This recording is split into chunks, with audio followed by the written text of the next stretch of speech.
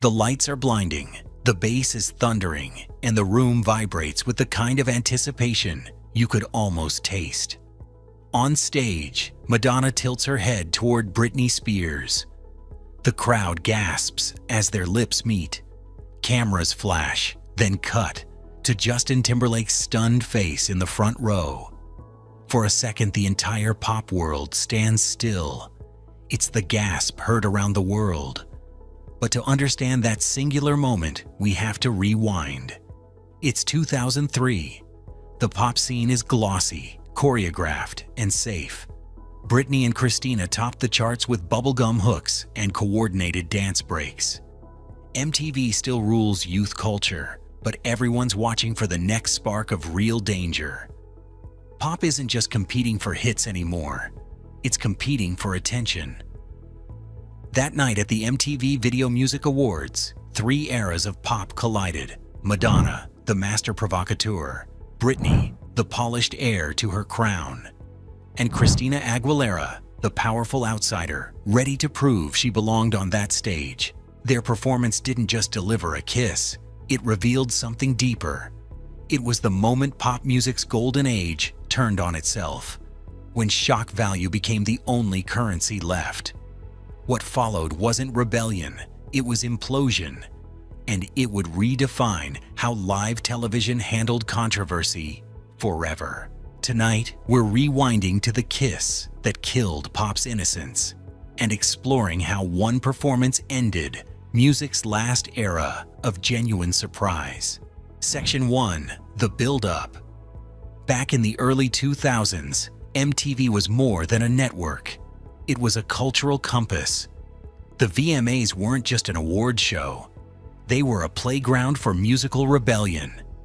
Each September, millions tuned in live, knowing that something unpredictable might happen. It was television's most dangerous night, a perfect mix of glitter, gossip, and chaos, broadcast without delay. By 2003, pop's biggest exports were former Mouseketeers turned megastars. Britney Spears was America's pop princess, disciplined, camera-friendly, and heavily curated.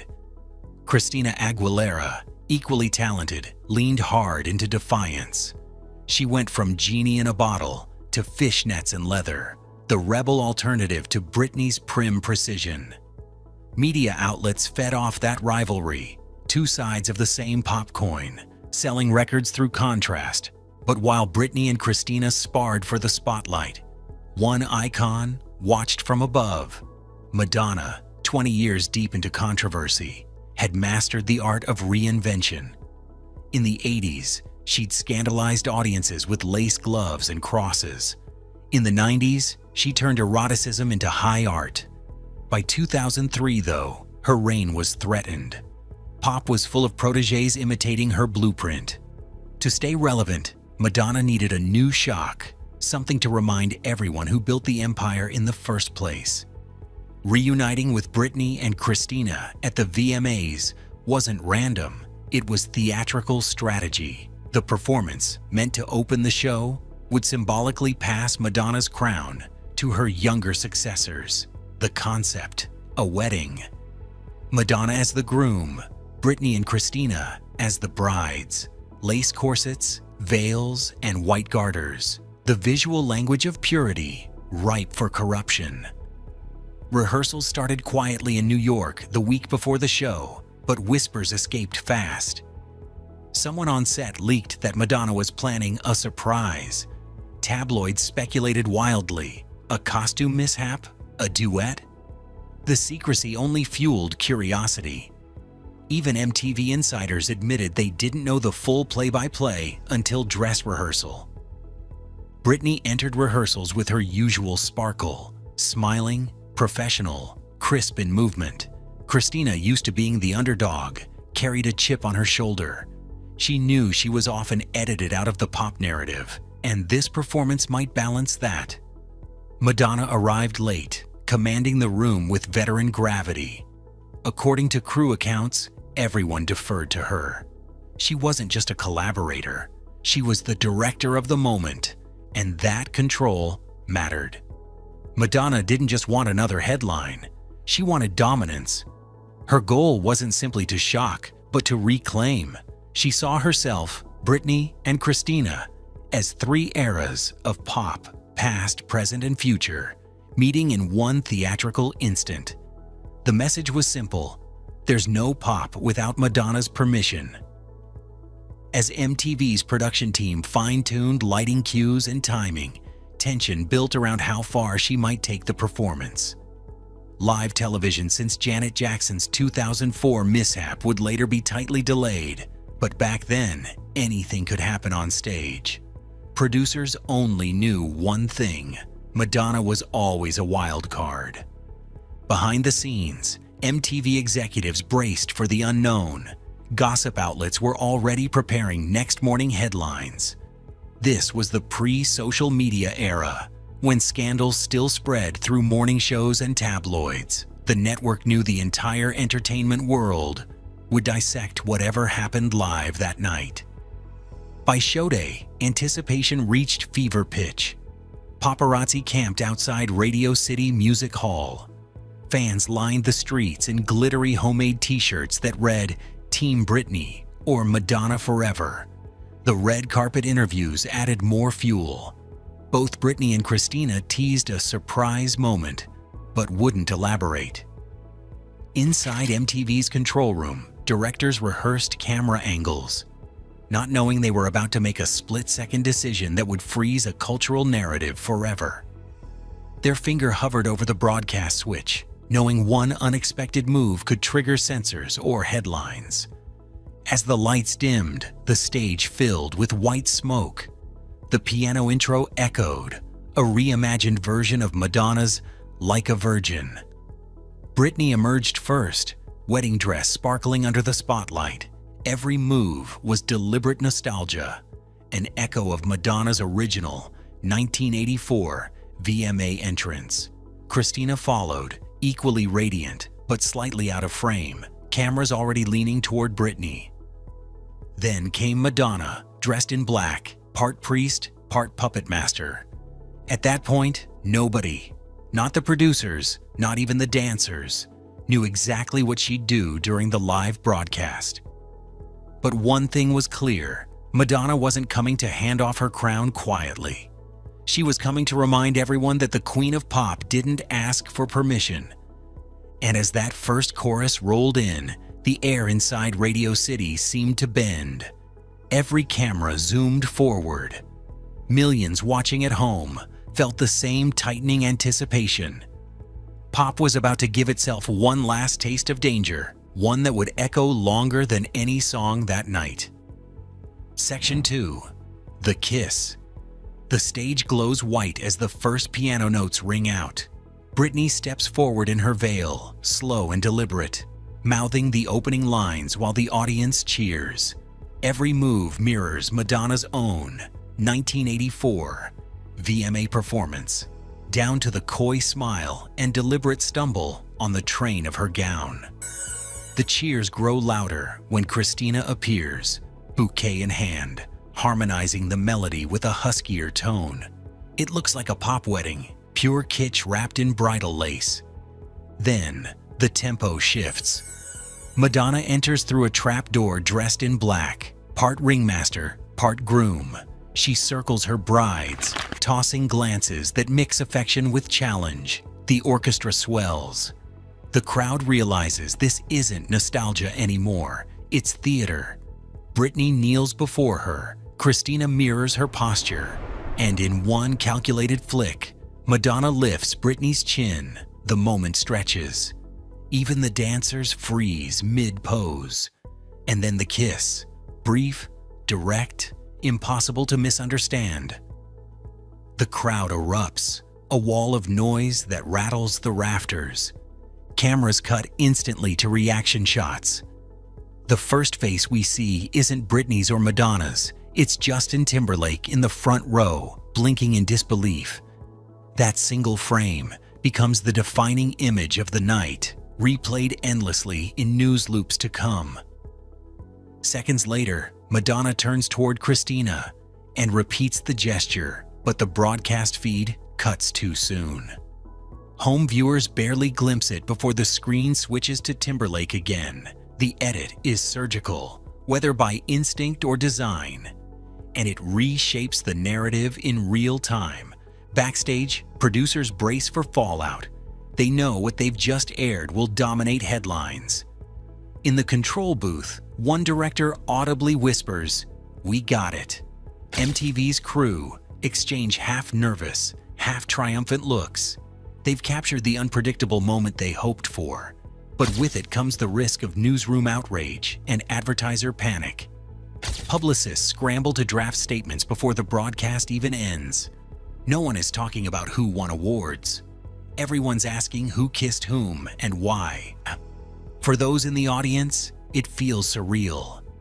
Witnesses describe a split between shock and laughter.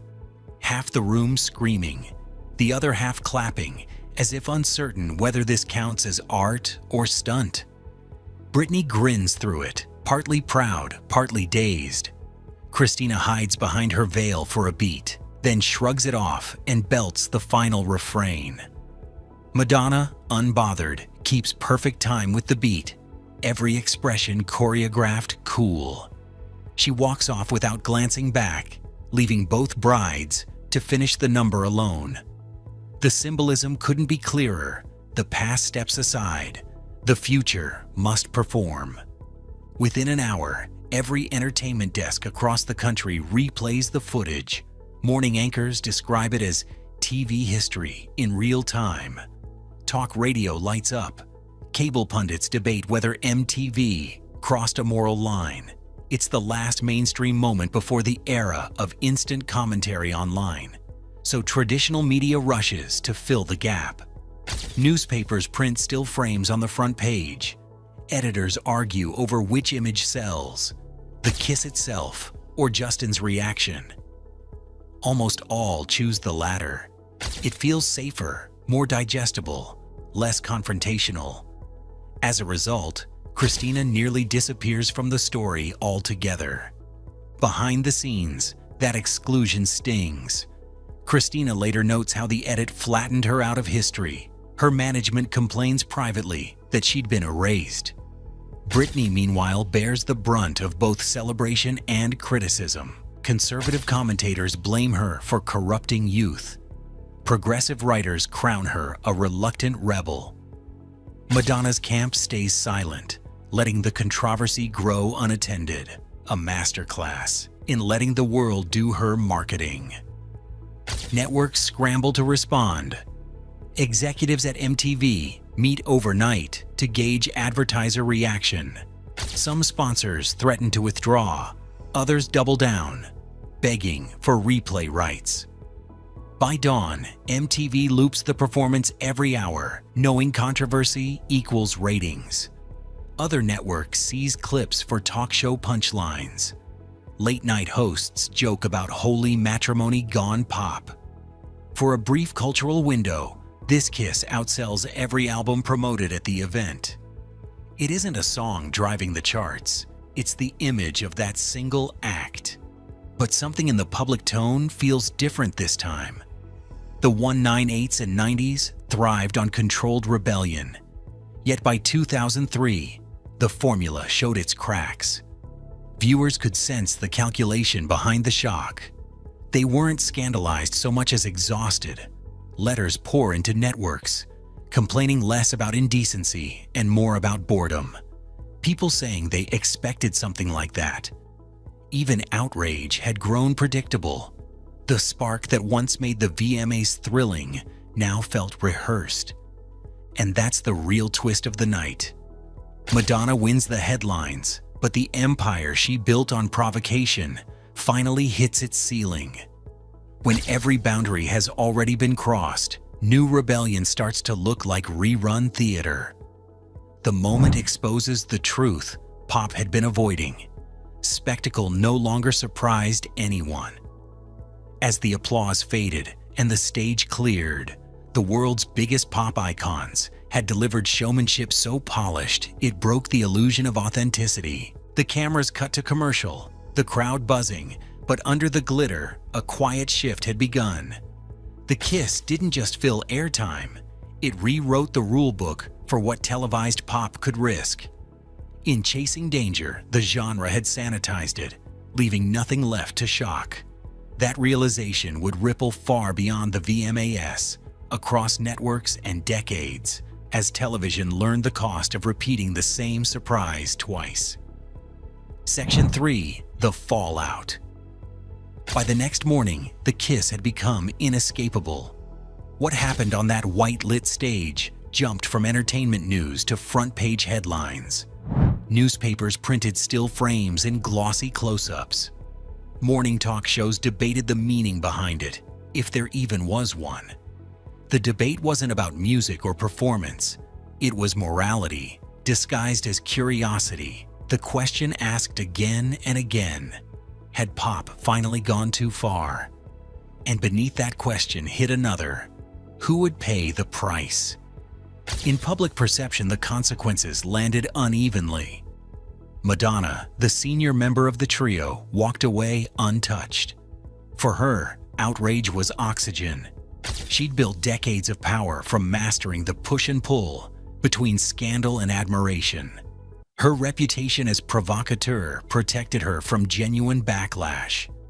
She was still Madonna, unapologetic, self-contained, calloused by experience.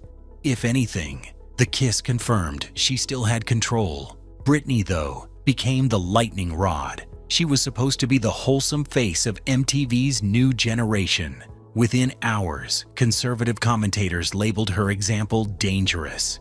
The same networks that once adored her innocence now condemned her for losing it. Every appearance she made afterward, from interviews to photo shoots, was filtered through that single performance.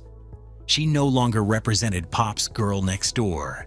She symbolized its descent into adult-themed spectacle. Late-night hosts made her the punchline, while tabloid covers asked if she'd gone off the rails. Christina, meanwhile, fought invisibility. Because cameras cut away from her during the second kiss, she barely existed in the story, as told on repeat. To many viewers watching the reruns, she wasn't part of the performance at all. Her frustration showed in interviews. She pointed out she'd sung most of the vocals, yet was barely mentioned. The selective framing wasn't coincidence. It was network instinct. Britney moved units. Christina offered talent without tabloid sales. And television, chasing audience numbers, wrote its own hierarchy that night. For networks, the incident forced an uncomfortable introspection. Ratings had skyrocketed, but so had complaints. FCC hotlines reported spikes in calls, the loud minority demanding tighter censorship and higher fines for indecent behavior. Sponsors asked questions about brand safety. Code for whether association with MTV now carried moral risk. Inside corporate offices, meetings stretched late into the night to decide how to manage future broadcasts. It wasn't guilt that motivated them. It was fear of losing advertising revenue. The ripple effect reached beyond MTV. Award shows across networks quietly reviewed protocols for live segments. Producers introduced mandatory time delays, small but significant. A few seconds cushioning between camera and broadcast. What once defined live TV, the possibility of accident, was being engineered out of existence. Every unpredictable spark now needed a safety switch. Madonna's kiss hadn't just stirred viewers. It had scared executives into creating walls around spontaneity. At the same time, journalists dissected the gender dynamic that fed the fallout. Male artists had performed controversial acts for years, ripping shirts, making explicit gestures, turning shock into sport, but rarely faced moral inquisition. When Madonna and her brides did it, outrage followed instantly. Critics observed how ownership of sexuality by women was still coded as deviance, not empowerment. Instead of discussing performance art, panels debated propriety, calling it a publicity stunt gone too far. It revealed the limits of mainstream tolerance in 2003. Freedom still came with double standards. Public reaction shifted from fascination to fatigue. For 2 decades, pop's foundation rested on rebellion as performance, each era pushing one step further. But by now, the formula felt worn out. People had seen so many engineered controversies that nothing looked daring anymore. The same audience that once thrilled to unfiltered moments began craving sincerity instead. Letters to editors complained about artificial scandals replacing music. Teens who once tuned in for shock moved toward early social media spaces looking for something real. Authenticity, even messy authenticity, started selling. MTV sensed those wins, but couldn't pivot fast enough. Following The Kiss, producers scaled back live risk, fewer surprises, more scripted segments. Even the VMAs, once the network's wild child, began to feel polished. When subsequent years tried to replicate controversy, the effort looked desperate, not daring. Unpredictability had been MTV's greatest currency. Now it was gone. The broader television industry learned a quieter lesson. The price of real-time risk outweighed its payoff.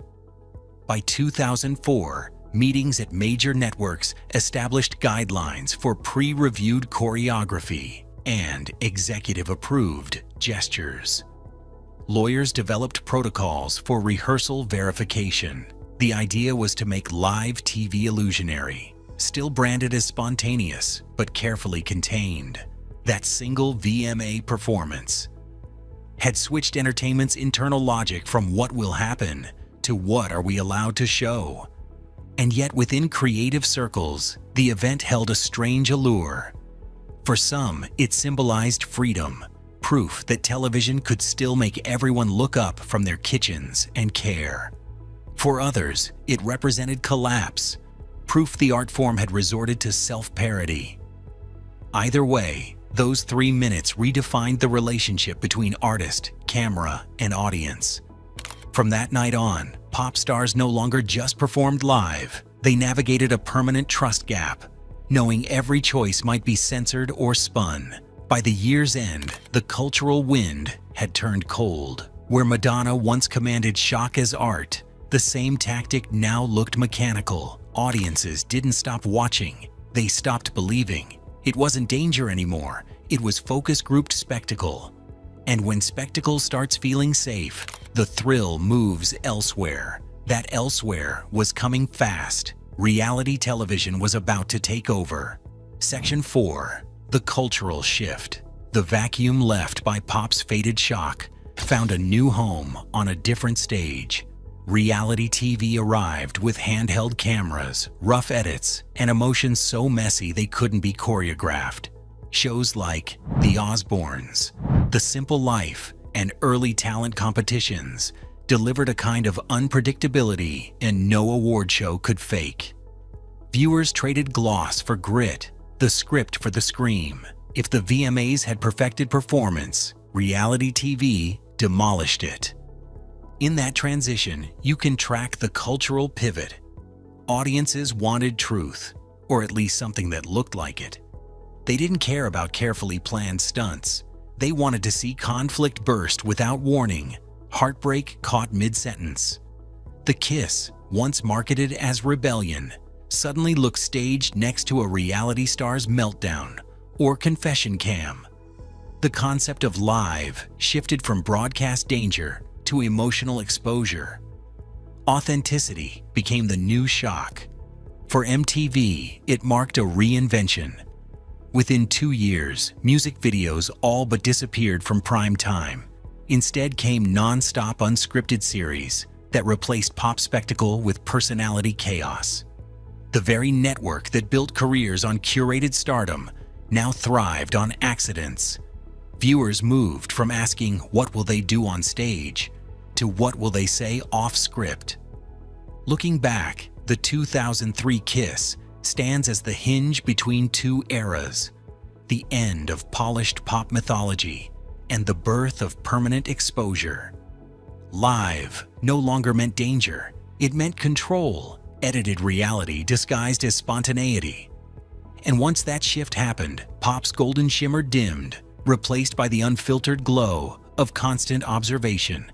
One headline faded, and an entire culture changed channels. 20 years later, the image still sparks the same reaction. A flash of sequins, a kiss, a crowd unsure whether to cheer or gasp. We remember it as provocation, but its legacy runs deeper. That night didn't just crown a queen, it buried an era. Pop's instinct for spectacle consumed itself on live television, turning rebellion into routine. After that, risk became something executives rehearsed out of existence. Everything that once made the VMAs unpredictable, the danger, the live wire spark, was replaced by precision. Artists still tried to shock, but it never landed the same.